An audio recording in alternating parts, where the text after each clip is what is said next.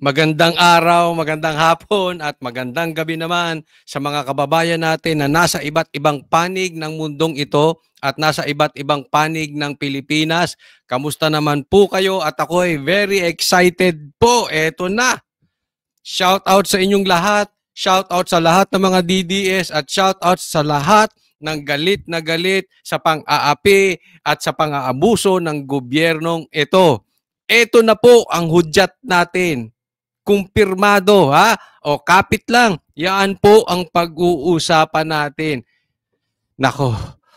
Ay, grabe. No? At very busy. Kami po ay nagpupunta doon sa rally. At kahit na po tayo ay busy sa SMNI at busy sa doon sa aming mga cleanup drive, kailangan po natin pumunta at mag-rally dyan sa veterans. Ito na yung matagal ng nating inaantay na hudyat galing kay BP Sara. Yan po pag-uusapan natin at tatanggalin na po bilang Vice Presidente si BP Sara. Kaya again, ito na ang ating go signal coming from the Duterte, specifically Vice President Duterte, by Vice President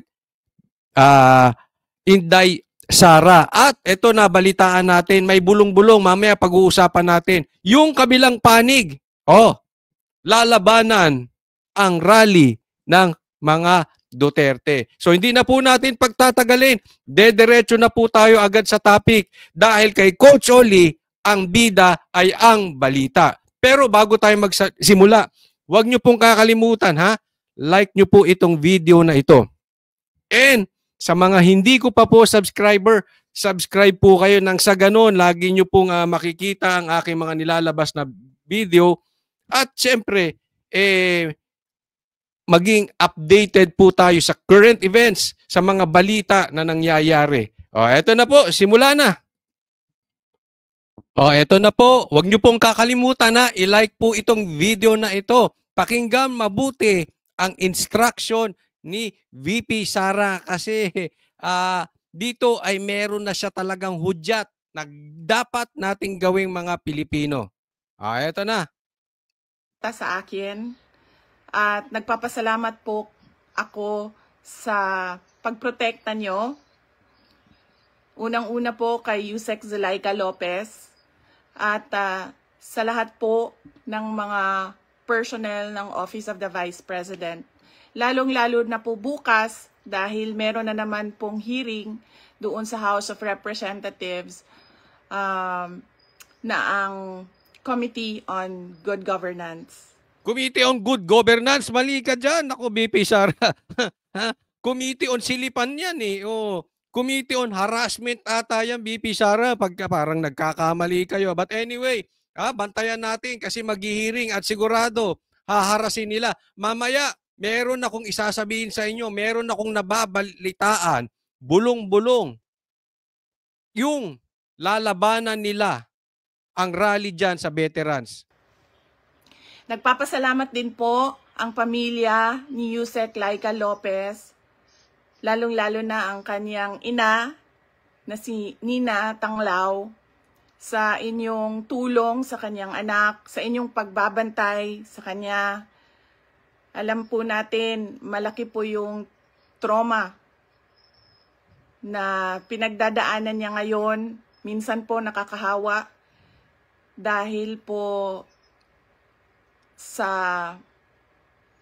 harassment and threat to her life. Alam nyo po masakit ito kasi ikaw wala kang kaso tapos ikukulong ka. Inosente ka tapos ikukulong ka. Gusto siyang ilipat sa Women's Correctional. Gaano kasakit po yan? Talaga pong hindi po naiintindihan ng iba. Sinasabi, maarte-arte lang yan. Loko-loko, anong umaarte? Sa inyong mangyari, wala kang ginawa. Tapos bigla kang kakasuhan. Or, buti nga kung kakasuhan, walang kaso, bigla ka ikukulong. Arte? Baka maglupasay kayo dyan. That is unfair. Yan ay pang-aabuso sa kapangyarihan. Alam ko po busy po kayo lahat. Lahat kayo kailangan maghanap buhay dahil Yes po, mahirap ang ma'am. buhay ngayon. Opo, tama po. Pero nandyan kayo para magpakita at magbigay ng suporta sa akin at sa opisina ng Vice President. Ay, wala pong problema. Ako po, kahapon galing ako dyan sa veterans at magpapalitan po kami, mga banateros at mga taga-SMNI na mga banateros ay pupunta dyan. Kung saan ang leading ni BP Sara, andyan po kami. Gusto ko lang ipaalala sa ating mga kababayan na ayaw natin ng kaguluhan. Na tayo ay may karapatan sa peaceful assembly. Yun.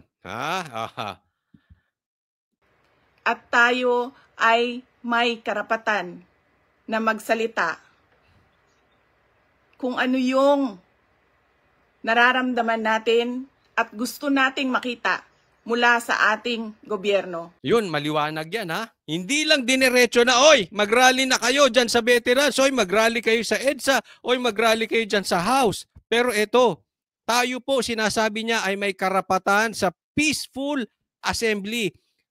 Gawin lang natin mapayapa ito, okay? Pero ito po ay hudyat na.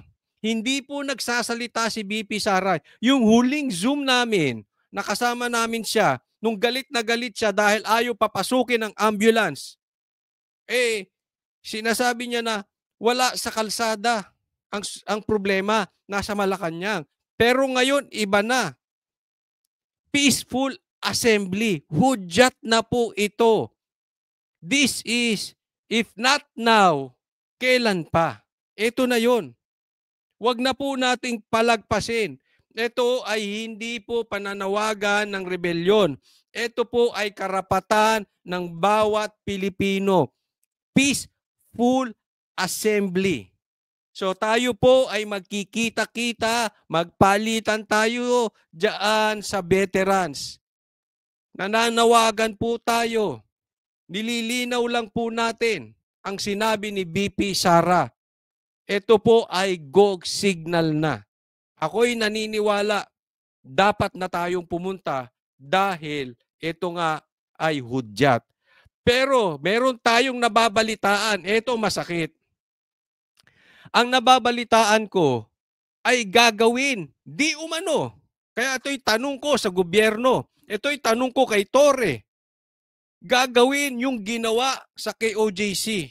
Magpapadala ng libo-libo agad ng mga SWAT team na talagang ang hahaba ng armas. Nagsisimula na nga yan, meron na nga nandoon. Pero dadami pa at dadami katulad nung siege na ginawa dyan sa Davao kay Pastor Kibuloy. At hindi lang yan. Magkakaroon din sila ng sarili nilang rally. Kung maaalala nyo po, ginawa yan ng EDSA 1. Doon sa mga kaedad ko, or mas matanda pa sa akin, naaalala nyo, nagtitipon na ang tao sa EDSA para patalsikin ang diktador na Marcos. Anong ginawa ng Marcos? Nag-rally din para labanan ang people power. Alam ko yan. Kasi bakit? Yung mga kamag-anak ko nag-join pa dyan sa people power ni Marcos para labanan yung people power ni Cory Aquino. May mga kamag-anak ako dyan very, very active. Kaya alam ko yan. Sa bayan po yan. Kaya medyo magulo. May mga time pa nga na talagang nagkakaharapan. So kailangan, kung meron tayong hakbang na gagawin, kailangan mabilisan. Kasi nasa kanila ang pera, nasa kanilang makinarya. At gagamit ng dahas po ito. Dapat po marinig na po tayo agad-agad ng AFP. And sa tingin ko, okay? Tandaan nyo po itong sasabihin ko. Ito ay opinion ko. Pero ito ay posibleng mangyari. Lalabas lang ang AFP kung nakikita na nila marami Marami na ang tao dyan. Yan po ang nadidinig natin. At posibleng lumabas ang AFP kung labis-labis na po ang pang-aabuso. Kaya hindi nila makontempt si BP Sara eh. Hulihin nyo si BP Sara. Sige, pakulong ninyo. Tingnan natin anong gagawin ng taong bayan. Hindi po tayo nagbabanta. Pero, again, peaceful assembly. Antayin po natin na makita na ipagtanggol ng mga AFP ang pang-aapi sa taong bayan. Sukdulan na po itong nangyayari. So, wag na po tayong hihinto. Kung talagang ayaw na natin, karapatan nating magsalita. Ang gusto natin makita ay genuine public service. Kung maalala niyo po, hindi ako sumama o sumali kahit sa anumang panawagan ng pagtanggal sa Pangulong Marcos sa kanyang pwesto. Bumisita ako sa rally ng Kingdom of Jesus Christ sa Bonifacio noon dahil nakiramay o nagkipagsimpatiya ako sa kanilang nararamdaman at hirap na pinagdadaanan. Ang lagi kong panawagan sa taong bayan ay hingin, idemanda sa gobyerno na ibigay nila ang serbisyo na karapat-dapat para sa mga Pilipino. Serbisyo na karapat-dapat sa Pilipino, number 1. Simulan na natin sa mga campaign promises. Dapat po, pag ang politiko ay nag-promise na magbibigay ng 20 pesos per kilo na bigas. Budol yun, Sara, BP Sara, pasensya na po. Budol yun. Di na mangyayari ang 20 pesos. Nako. Dapat ay tinutupad yon. Dahil binoto ka ng mga tao base sa mga sinabi mo. Base sa mga kampanya mo. Kaya dapat Mamaya, antayin nyo po, pag-uusapan natin, tatanggalin na po ito, Vice Presidente si BP Sara. Binibigay yan lahat. Kung ano man ang sinabi ng isang tao, ng isang politiko, ng isang kandidato sa entablado, dapat nakikita yan ng taong bayan. At higit pa, dapat ang nakikita natin. Tama. Ang pangako dapat tinutupad. Hindi ang pangako ay binabaon. Marcos, asan na yung mga pinangako mo sa stage nung kayo'y kumakampanya? Ikaw ay talagang walang kwentang presidente. Hindi ka marunong, wala kang alam, ikaw ay budol-budol, Marcos. Hindi tayo dapat naghihirap, hindi tayo dapat pinapahirapan, kundi dapat nagpapakitang gilas ang ating gobyerno na sila ang pinakamagaling pagdating sa hustisya at karapatan ng mga mamamayan at kabutihan, kaunlaran at peace, kalinaw, kapayapaan sa bayan.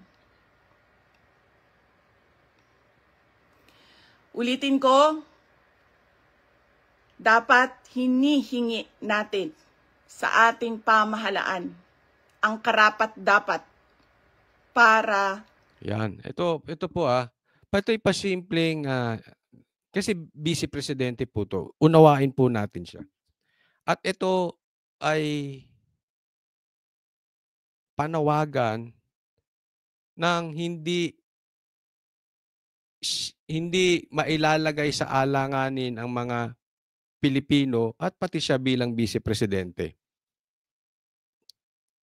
Siyempre, hindi niya sasabihin, magpunta na kayo sa veterans at mag-rally. Pero ako'y naniniwala, dapat hingin na natin ang ating karapatan at ang serbisyong dapat nating nakakamtan galing sa gobyerno, diyan. Yan po ang punto niya. Diyan sa peaceful assembly. Hudyat, wag po nating kakalimutan. Kung hindi ngayon, wag na lang. Kaya, simulan na natin. Sa isang maunlad at mapayapang lipunan. Mga kababayan, nararamdaman ko kung ano yung matagal nyo nang nararamdaman. Salamat, BP Sara. Sinubukan ko. Hindi katulad ni Marcos manhid. Hindi niya ata alam kung anong nangyayari sa mundo. Na, hindi ko alam bakit manhid yan si Marcos. Magtrabaho. Magtrabaho ng maayos sa Department of Education dahil yun naman ang aking pangako sa inyo. Ginamit ko ang pangalan ko, Sara Duterte, Inday Sara Duterte. Sabi ko sa inyo, trabaho, edukasyon, mapayapang pamumuhay. Pero, anong nangyari? Binastos ang budget, ang Department of Education.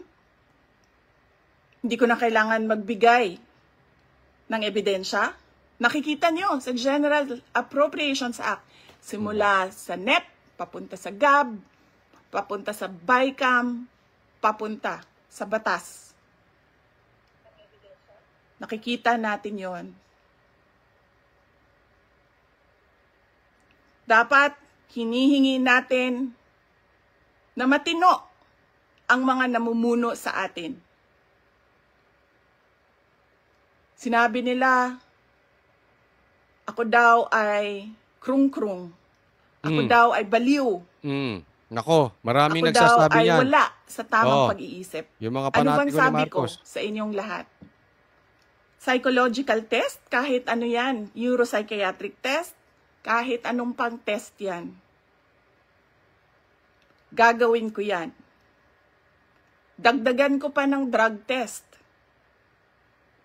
Pero dapat magpa-drug test ang lahat ng mga nagtatrabaho sa Office of the President, Yun. sa Office of the Vice President, Yun.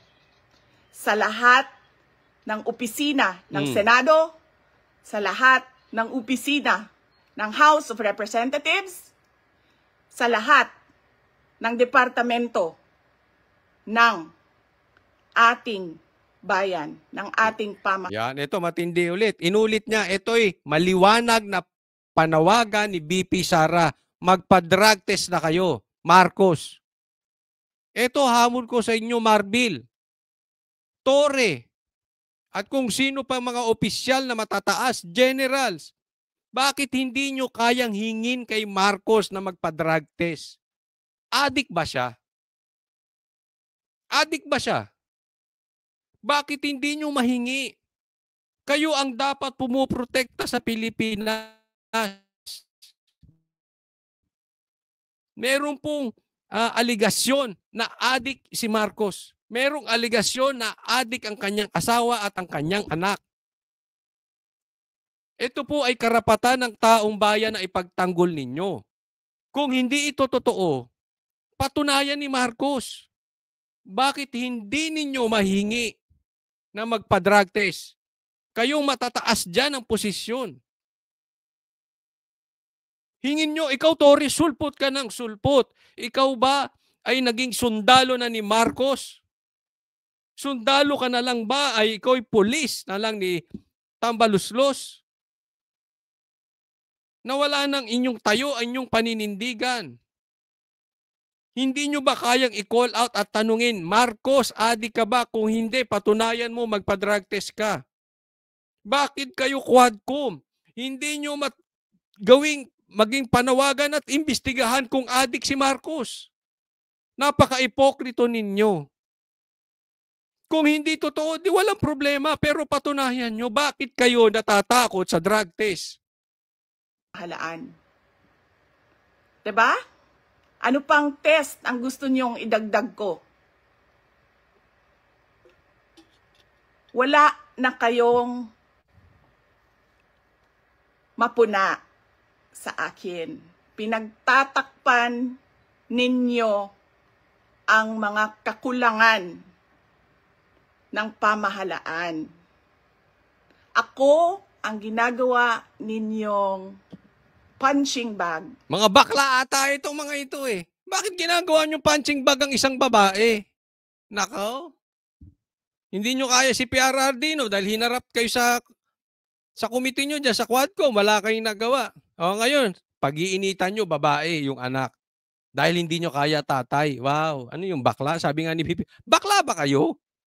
Si BP Sara nagtanong, sabi niya na, ba't babae bini-punching bag ninyo? Para hindi napapansin, nakikita, naririnig ng mga tao ang kalokohan, ang korupsyon, at ang katiwalian na ginagawa sa gobyerno. Magpa-drug test tayong lahat. Yun, ang linaw nun. 'Di ba? Tigilan nyo na po kung anong kakahanap nyo and until magpa-drug test kayo. Dahil hindi kayo paniniwalaan. Maniwala po kayo. Hindi kayo paniniwalaan ng taong bayan until magpa-drug test ka, Marcos. Hindi mo kayang takbuhan yan. Isisigaw po yan ng taong bayan. Drug test, drug test, drug test. Sa harap ng taong bayan. Dalawa lang yan, mga kababayan. Ibigay namin ang mga pangako namin sa inyo noong nangangampanya kami. At papakita namin sa inyo na matino kami. Magpapadrug test kaming lahat. Simulan namin sa Office of the Vice President. Ito na. Dapat na. Ano pa, wala na kayo lusot sa Senado. Pa-drug test na rin kayo dyan sa Congress.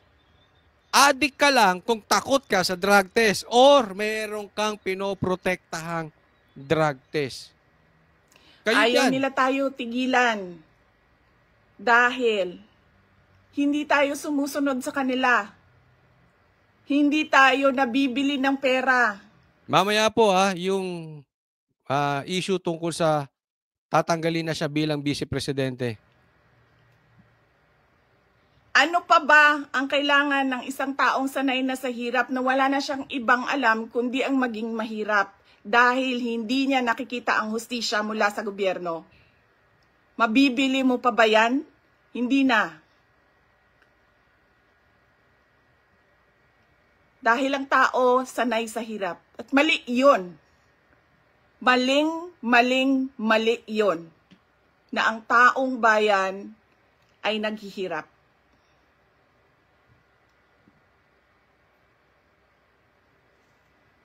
Mga kababayan, Ito na. ulitin ko ang aking pagpapasalamat sa inyong suporta, sa inyong pagprotekta, at lalong-lalo na sa inyong pagmamahal. Nararamdaman ko yon. Mahal ko kayong lahat. Kailangan ka namin, BP Mahal Sara. ko itong bayan natin. Wala na po tayong ibang bayan. Tama. Hindi po tayo mga politiko at mga mayayaman na meron pong bahay kung saan-saan. Sa Australia, sa Singapore, Nako, sa sino yan? Amerika, Nako. sa Spain, sa Europe, kung saan-saan ang mga bahay nila. Daming bahay Korap ata yung meron Napakadali yan. sa kanila na talikuran ang bayan. Pero tayo, saan tayo pupunta? Sa mga probinsya lang natin. Sa Samar, sa Leyte, sa Cebu, sa Bohol, sa Siquijor, sa Negros Oriental, sa Negros Occidental, sa Panay Island, sa Mindanao, sa Luzon. Doon lang tayo makakapunta, makakauwi kung magulo ang bayan. Pero ang mga mayayaman at mga politiko, iiwanan lang tayo. Kaya mga kababayan, paniguraduhin nyo na hinihingi ninyo sa Yan, ilang ulit niya na sinabi yan. Kaya mga kababayan, paniguraduhin ninyo na hinihingi ninyo. Gobyerno kung ano yung karapat-dapat para sa ating lahat. Ilang ulit na po yan. Nandiyan sinasabi, tatandaan po natin. Pag ganyan, ito'y maliwanag na instruction na po. Go signal na po sa atin. This is the time. Di lang karapat-dapat para sa mga politiko at mayayaman. Nagpapasalamat po ako at paalala po ulit sa inyong lahat. Yan, muling may paalala. Oh, pang ilan na rin to? Peaceful assembly. Yon. Peaceful assembly. Tara na. Diyan sa veterans. Kung saan man.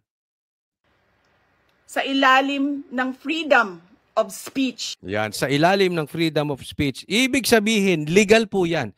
Hindi tayo nananawagan ng rebelyon. Ito po ay legal. Karapatan nating manawagan na yung ano ang nararapat sa atin na ibigay ng gobyerno. Hindi pang-aabuso ang kailangan namin sa inyo. Hindi pangurakot, hindi yan. Karapatan namin magsalita at karapatan ninyo marinig ang aming hinaing. Freedom of speech. Peaceful assembly. Tara na. Ang ating hangad. Para naman doon sa mga kababayan natin na nasa malayong lugar, nasa ibang panig ng Pilipinas na hindi pwedeng makapunta rito araw-araw sa veterans or doon sa mga ibang kababayan natin sa ibang panig ng mundong ito, nasa ibang bansa, makakatulong po kayo. Ikalat po ninyo sa social media. Itong video na ito, ikalat na natin itong panawagan ni BP Sara. I-like nyo po, i-share ninyo. Hindi lang po ito, lahat ng balita patungkol dyan. Simulan na natin. Tulong-tulong po tayo. Kung anong kakayanan mo, malayo ka man, malapit ka, kung makakapunta ka, pumunta ka. Kung hindi ka makakapunta, tulungan nyo kami sa social media. Magtulong-tulong po tayo lahat. Maraming salamat po. Magandang gabi sa inyong lahat. Maraming salamat. Ito, ibalita ko sa inyo yung pagpapatanggal kay BP Sara. President Sara Duterte sa pwesto matapos sa mga umano'y pagbabanta niya kay Pangulong Marcos. Pwede rin daw ma-disbar ang bise dahil sa inasal nito. Nasa frontline ng balitang yan, si Carrie Cator. Planchado na raw ang impeachment complaint na ihahain. Yung planchado na raw ang impeachment complaint kay BP Sara. Sige, ihain nyo yung impeachment. Naghahanda na po ang taong bayan. Hindi po namin iiwanan si BP Sara. Ipagtatanggol siya ng Pilipinas. Definitely mahal ng tao ang Duterte. Kahit nga yung dating galit sa mga Duterte, ngayon mahal na ang Duterte. Bakit? Epektibo po ang naging leadership ni PRRD, epektibo po ang leadership ni BP Sara. Ng grupong Bagong Alyansang Makabayan laban kay... Ito na, sisimulan na ang pagpapatanggal kay BP Sara. Talagang itong week na ito, ako, request ko sa inyo, tumutok po tayo sa balita. Huwag lang sa mainstream, pati sa mga vloggers, bakit kanyo? Tumutok po kayo sa SMNI, tumutok kayo sa Banateros at tumutok din po kayo sa mga vloggers. This will be crucial. Sabay-sabay po ito yung rally sa veterans and then yung impeachment case ni BP Sara. Tapos may hearing pa. Gigisahin, gigipitin ito si Lopez. Papayagan ba natin? Vice President Sara Duterte. Kasunod yan ang naging pahayag ni VP Sara na sakaling may masamang mangyari sa kanya, may inatasan na umano siyang patayin si Pangulong Bongbong Marcos, ang First Lady Liza Araneta Marcos at si House Speaker Martin Nax! Romualdez. Dahil dyan, sinabi ni ACT Teachers Party List Representative Franz Castro na target ng maihain ang... Alam mo, ako sa inyo kung gagamit lang din kayo na maghahain ng impeachment, etong dalawang ito ang walang credibility. Wala pong credibility. Bakit dito pa kayo kumapit? May kaso ito. Basang-basa. May mga kaso ito. Lalo na ito si Castro, convicted child abuser po ito. reklamo bago matapos ang taon. Hinog na talaga yung impeachment complaint, no? Eto titignan natin. Oy, ayusin mo yung makeup mo ha, para kang ano. Oh, para ka ililibing. Nag-makeup siya, medyo iba itsura niya ngayon, pero ayusin mo, parang ano eh. Parang sa punerarya ka nag-makeup. Sa mga susunod na araw, ano yung magiging decision ng people's organizations? Unang umugong ang impeachment complaint laban kay VP Sara dahil sa hindi pa rin maipaliwanag na pagwawaldas Umugong lang, pero ngayon kasado na. Oh. ng milyon-milyon niya. Mainit ang politika ngayong linggong ito. Ay, nako. Umiinit na. Ito na ang pagtutuos. Ito na ang pagtutuos ng mga katulad nating mga DDS at mga ayaw at galit sa abusado versus doon sa mga bangag. Pati rally yan, maglalaban na po yan. Kaya kailangan handa po tayo. Confidential funds. Ngayon, mas lumakas pa ang panawagan dahil umano sa pagbabanta nito sa buhay ng Pangulo. Hindi niya Para kay binantaan dating si Senador Laila de Marcos. Lima, bukod sa impeachment, pwede ring ireklamo ng iba't ibang criminal charges ang bise dahil sa ginawa umanong pagbabanta kay PBBM. Kabilang dyan ang grave threat, illegal utterances, cybercrime at libel kung hindi niya mapatunayan ang mga paratang laban sa Pangulo. Threatening. Di ba mga dilawang kayo? Hindi. Kinain ninyo, suka ninyo? Bigla kayo makamarcos ngayon? A sitting president is a serious matter. Abogado ka, hindi naman ganun ang ibig sabihin. Nagbobobobohan ka ba, De Lima, o bobo kang talaga? Sabi niya, kung mamamatay ako, papatayin. So inaamin ba ni Marcos na papatayin niya si VP Sara? Bobo rin. Nagbobobobohan ka? Walang threat doon. Sabi nga niya, kung ako'y mamamatay. Ibig sabihin, pinapatay siya ni Marcos. So inaamin mo, De Lima, parang nagbago ka ng tono ngayon ha? Maka-Marcos na lahat kayo? Hindi lang yan grave threat. Opo. Pero kung meron bawa design to be able to, kung may criminal design na mag-incite ng sedisyon, ay pwede rin inciting to sedition. Ang pinakamalala, posibleng makasuhan pa raw si VP Sara ng attempted murder. Ayon sa dating presidente ng Integrated Bar of the Philippines na si Egon Cayosa, pwede ring mapadisbar si VP Sara. Kung naagrabyado ka, feeling mo may pag-attempt o mayroong gustong patayin ka o due process of law, kasuhan mo. Hindi nung mangontrata ka ng papatay. Hindi niya sinabing mangungontra siya ng papatay siya. Kung mamatay siya, ibig sabihin consummated na yung threat sa kanya ni Marcos. Attorney ka ba? Tanong ko, consummated na ba ang pagpatay kay VP Sara? So hindi niya kinukontra na papatayin din niya si Marcos. Ang sinasabi kasi nito, ay para hindi ako mapatay ni Marcos, papatayin ko siya. Hindi po. Pag consummated na. Ibig sabihin, pag napatay siya. Yung sinasabi nyo, yan ay pag-amin na talagang gusto siyang patayin ni Marcos, ni Lisa, at ni Martin. Papatay. Pero tingin ni Cayosa, hindi malabong diversionary tactic lang din ito ng bise dahil sa patong-patong na issue na kinakaharap ng kanyang pamilya, kabilang na ang gera kontra droga. Nagbabalita mula sa Frontline, Caricator, News 5.